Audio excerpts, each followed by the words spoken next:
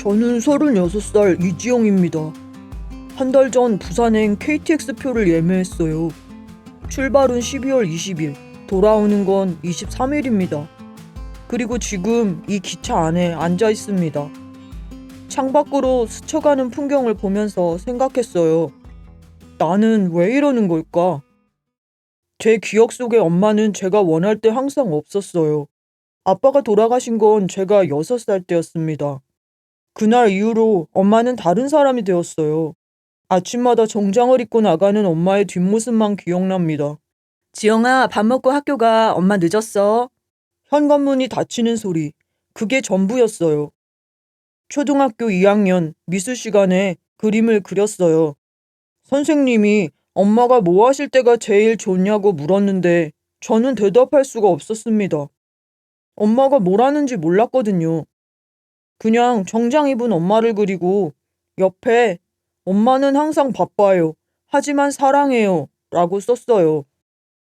5학년 때 학예회 주인공을 맡았어요. 엄마한테 몇 번이나 말했는데 결국 안 왔고 대신 새 피아노가 거실에 놓였습니다. 중학교 때는 아빠 엄마 없는 애라고 왕따를 당했어요. 담임 선생님이 그 아이들을 처벌하기 위해서 엄마한테 상담을 요청했는데 엄마는 여러 번 약속을 어겼습니다. 담임 선생님도 지쳤는지 엄마는 너한테 관심이 없나 보다 라고 말씀하셨고 저는 큰 충격을 받았어요. 고등학교 때부터는 거의 기대를 하지 않았어요. 엄마는 학원비랑 필요한 교재사라고 카드만 줬지 저의 마음이나 일상에는 관심이 없어 보였습니다. 고3이 되어 상담 기간에도 엄마는 한 번도 상담을 오지 않았어요. 그러다 어느 날 밤 10시쯤 학원 끝나고 집에 오는데 술에 취해 비틀거리는 엄마의 뒷모습을 보았어요. 옆에는 낯선 남자가 부축해주고 있었고요. 아무런 기대도 하지 않았던 엄마지만 내가 아닌 누군가와 더 가까운 모습에서 저는 왠지 모를 배신감이 느껴졌어요. 그 후로 제 마음은 닫혀버렸고 엄마랑 한 집에 살지만 남이라고 생각했습니다. 대학은 삼수 끝에 들어갔다가 1학년 때 자퇴했어요. 나이도 안 맞는 친구들과의 관계도 어려웠고 다른 사람들이 뚱뚱한 제 모습을 보고 비웃는 것 같았습니다. 그래도 저를 잘 챙겨주고 따뜻하게 대해주는 남자 선배가 있어서 의지하고 지냈는데 어느 날 여자친구가 생겼다면서 멀어지기 시작했어요. 그 선배마저 멀어지고 나니 더는 학교를 다니고 싶지 않았습니다. 대학을 그만두고 엄마에게 얘기하니 갑자기 노트북을 사주더라고요. 그 뒤로는 거의 방에만 틀어박혔습니다. 유명한 블로거가 되고 싶어서 블로그를 시작했지만 사람들은 찾아오지 않았어요. 하루하루가 똑같았습니다. 오후 1시쯤 일어나서 컴퓨터를 켜고 아무도 읽지 않을 글을 쓰고 새벽 3시쯤 잠들고 엄마가 아침에 차려놓고 간 밥은 대부분 못 먹었어요. 일어나면 이미 늦은 오후였고 차갑게 식은 음식을 보면 죄책감이 들어서 더 먹기 싫어졌습니다. 대신 컵라면으로 때웠어요. 그리고 저녁은 배달시킨 음식들로 먹었습니다. 자극적인 음식을 매일 먹다 보니 끊을 수가 없었고 살은 자꾸만 더 쪘어요. 점점 더 밖에 나가는 게 무서웠습니다. 가끔 편의점에 가야 할 때도 모자를 푹 눌러 쓰고 나갔어요. 동네 사람들이 수군거리는 것처럼 들렸거든요. 그러다가 6개월 전 제 블로그에 광고가 아닌 댓글이 처음 달렸어요. 글 잘 읽었어요. 공감되는 부분이 많네요. 프로필을 보니 이웃이 2만 명이나 되는 유명 블로거였어요.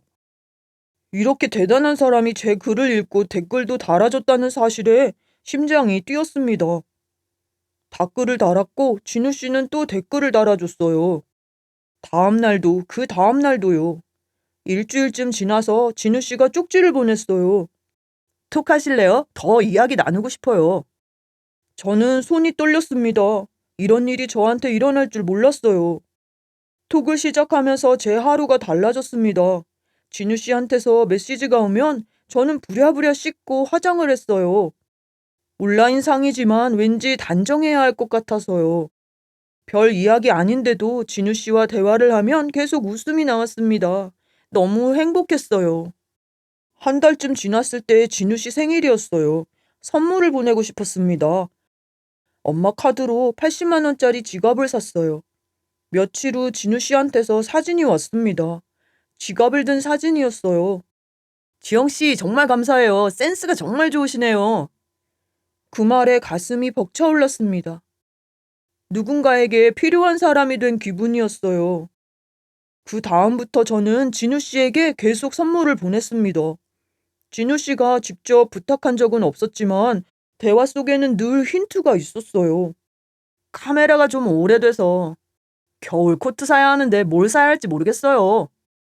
저는 그 말을 들을 때마다 검색창을 열었습니다. 최신 카메라, 명품 코트, 태블릿. 선물을 보낼 때마다 진우 씨는 사진을 찍어 보내며 고맙다고 했고, 그럴 때마다 저는 처음으로 누군가에게 필요한 사람이 된 기분이 들었습니다. 그리고 여름에 처음 만났습니다. 밖에 나가려니 용기가 필요했지만 저는 진우 씨를 꼭 만나보고 싶었어요. 진우 씨를 처음 봤을 땐 조금 실망했습니다. 사진보다 나이가 들어 보였고 키도 생각보다 작았어요. 하지만 외모보다 마음이 중요하다고 스스로를 설득했어요. 카페에서 2시간 넘게 이야기를 나눴는데 대부분은 진우 씨 이야기였습니다. 블로그 성공담, 협업 브랜드, 다음 프로젝트들. 저는 그저 고개를 끄덕이며 들어주었습니다. 헤어질 때 진우 씨가 말했습니다. 지영 씨는 제 이야기를 잘 들어줘서 좋아요. 그 말에 가슴이 벅찼습니다. 제가 이 사람에게 꼭 필요한 존재라는 생각이 들었거든요. 9월쯤 진우 씨가 처음으로 돈 이야기를 꺼냈습니다. 광고 리뷰용 제품을 사야 하는데 형편이 어렵다며 50만 원을 부탁했고, 그 뒤에는 아버지 병원비가 필요하다며 100만 원을 말했습니다. 조금 이상하다는 생각이 들었습니다. 하지만 그 생각을 말하진 않았어요. 그 생각을 붙잡으면 진우 씨를 잃을 것 같았습니다. 10월에는 거의 매주 부탁이 이어졌고 한 번은 300만 원을 말했어요. 다음 달 광고비 들어오면 꼭 갚을게요. 엄마 카드 명세서에 금액이 쌓여가는 걸 알면서도, 제 통장에서 돈이 이제 점점 사라져가는 걸 알면서도 저는 멈추지 않았습니다. 그 사람이 저를 필요로 한다는 사실이 모든 불안을 덮어버렸기 때문입니다. 11월 중순 진우 씨가 말했습니다. 지영 씨, 12월 20일부터 부산에서 블로거 행사가 있어요. 같이 가실래요? 지영 씨도 다른 블로거들 만나면 도움이 될 거예요. 저는 너무 기뻤습니다. 진우 씨가 저를 자기 세계에 초대한다는 사실이요. 하지만 곧 생각이 났어요. 12월 20일은 엄마 환갑이라는 것이요. 그날은 좀 어려울 것 같아요. 진우 씨 목소리가 차가워졌어요. 아, 그러시구나. 괜찮아요. 다른 분께 물어볼게요. 가슴이 철렁했습니다. 진우 씨를 잃을 것 같았어요. 갈게요. 제가 일정 조정할게요. 진우 씨 목소리가 밝아졌어요. 정말요? 지영 씨, 그럼 표 좀 예매해 두세요. 그날 밤 표를 예매했습니다. 진우 씨가 말했어요. 지영 씨, 호텔은 제가 예약할게요. 제가 잘 아는 곳이 있으니까. 숙박비로 한 500만 원만 보내주시면 돼요. 순간 망설였지만 네 라고 대답했어요. 엄마한테 말할 때가 제일 힘들었습니다. 엄마, 나 12월 20일부터 23일까지 부산 다녀와야 해. 설거지 하던 엄마의 손이 멈췄어요. 엄마 생일인 걸 아느냐는 말에 저는 아무 말도 하지 못하고 방으로 들어왔습니다. 일주일 전 엄마랑 크게 싸웠어요. 카드 명세서 때문에요. 엄마가 화가 나 보였고 저도 소리쳤습니다. 그때 엄마가 제가 초등학교 2학년 때 그린 그림을 꺼냈어요. 계속 지갑에 넣고 다녔다고 했습니다. 순간 가슴이 아팠지만 저는 그 그림을 찢어버렸습니다. 필요로 할 때는 있어주지 않더니 지금 와서 제 가슴을 아프게 하는 말을 하니 화가 났어요. 싸우고 나서 며칠간 엄마랑 말을 섞지 않았습니다. 그런데 이상한 일이 생겼어요. 진우 씨한테서 연락이 뜸해진 거예요.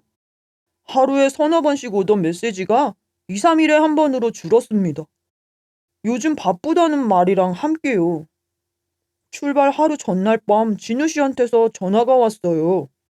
지영 씨, 미안한데 부산 행사가 취소됐어요. 네? 갑자기요? 주최 측 사정이 생겼대요. 어쩔 수 없어요. 가슴이 무너졌습니다. 그럼 우리 약속은요? 지영 씨, 사실은 진우 씨가 말을 멈췄어요. 불안했습니다. 제가 요즘 여자친구를 사귀기 시작했어요. 그래서 부산은 여자친구랑 가기로 했거든요. 지영 씨한테 미리 말 못해서 미안해요. 그 순간 세상이 무너지는 것 같았습니다. 저는 뭐예요? 지영 씨는 좋은 후원자죠. 정말 고마워요. 후원자. 그 단어가 칼처럼 박혔습니다. 그럼 지금까지 저한테 한 말들은 다 거짓말이에요? 네? 어떤 말이요? 지영 씨가 도움을 주셨으니까 제가 고마워했죠. 근데 지영 씨도 알잖아요. 우리가 사귀는 사이는 아니었잖아요? 전화를 끊었습니다. 한참을 멍하니 앉아 있었어요. 진우 씨가 저를 아껴줬다고, 저를 필요로 한다고 믿었는데 그냥 돈이 필요했던 거였어요. 오늘 아침 저는 캐리어를 끌고 나왔습니다. 부산에 가도 갈 곳은 없지만 집에 있을 수도 없었어요. 지금 KTX 안에 앉아서 생각합니다. 진우 씨한테 썼던 카드값 1,700만 원, 그리고 진우 씨 계좌로 보냈던 돈. 그 돈으로 엄마 환갑잔치를 크게 할 수도 있었을 거예요. 엄마가 힘들게 일해서 번 돈을 저는 딱 한 번 만난 남자한테 퍼부었습니다. 엄마가 제게 마음을 주지 않았다고 원망했어요. 하지만 지금 생각해보면 저도 엄마한테 기회를 준 적이 없었습니다. 엄마가 김치찌개를 끓여도 배 안 고파라고 했고, 엄마가 걱정해서 밖에 나가라고 해도 간섭하지 말라고 했어요. 핸드폰을 봅니다. 엄마한테서 전화가 몇 통 왔네요. 받지 않았습니다. 뭐라고 말해야 할지 모르겠어요. 엄마 미안해. 내가 바보였어. 나 사기당했어. 이렇게 말하면 엄마는 뭐라고 할까요? 창밖을 봅니다. 기차는 계속 남쪽으로 달리고 있어요. 이렇게 오랜만에 집 밖으로 나와 기차 창밖을 보고 있으니 며칠 전 제가 찢어버린 그림이 떠올랐습니다. 그 그림을 왜 그렇게 오래 지갑에 넣고 다녔을까? 필요할 때는 늘 없던 사람이 왜 그런 종이 쪼가리 한 장 수십 년 동안 가지고 다녔을까? 생각이 거기까지 미치자 아침마다 엄마가 차려놓고 가던 밥상이 떠올랐습니다. 대부분 식어 있었고 저는 거의 먹지 않았지만 그 밥상은 하루도 빠진 적이 없었어요. 그제야 알 것 같았습니다. 자주 제 곁에 있어주지 못했지만 그 나름의 방식으로 저를 놓지 않으려 애쓰고 있었다는 걸요. 이 기차가 멈추면 저는 어디로 가야 할까요? 아직은 모르겠습니다. 하지만 한 가지는 확실해요. 이제는 더 이상 도망치고 싶지 않습니다. 저도 변하고 싶어요. 엄마에게 사과하고 고맙다는 말을 하고 싶어요. 하지만 이 말을 할 수 있을 때까지 저는 조금은 더 시간이 필요할 것 같습니다.